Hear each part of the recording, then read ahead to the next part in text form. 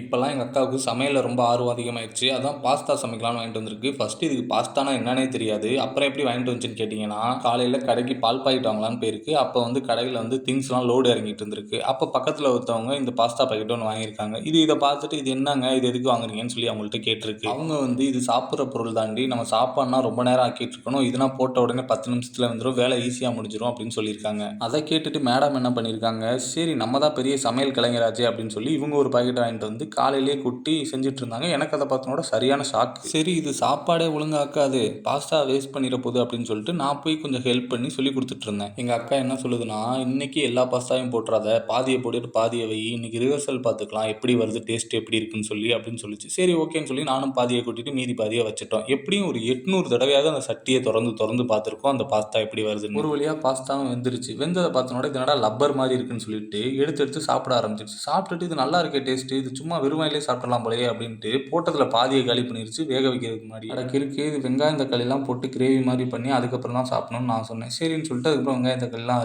அரிஞ்சு ஏதோ பொடியெல்லாம் கொண்டு வந்து போட்டு கலர் கலராக கிண்டுச்சு. கிண்டிட்டு என்ன பண்ணுச்சுன்னா, அந்த வேக வச்ச பாஸ்தாவை கொண்டு வந்து ஒரே கமரு சட்டியில் இந்த கொஞ்சம் கொஞ்சமாலாம் அள்ளி போடலை, ஒரே இதாக கமுத்து விட்டு போய் தொலை அப்படின்ட்டு கிண்டுச்சு. என்னடா அது கலராகவே மாறலை, மஞ்சள் கலர்லேயே இருக்குன்னு சொல்லிட்டு மிளகா பொடி அள்ளி ஒரு 4 கரண்டியை போட்டு ஒரு கிண்டுச்சு.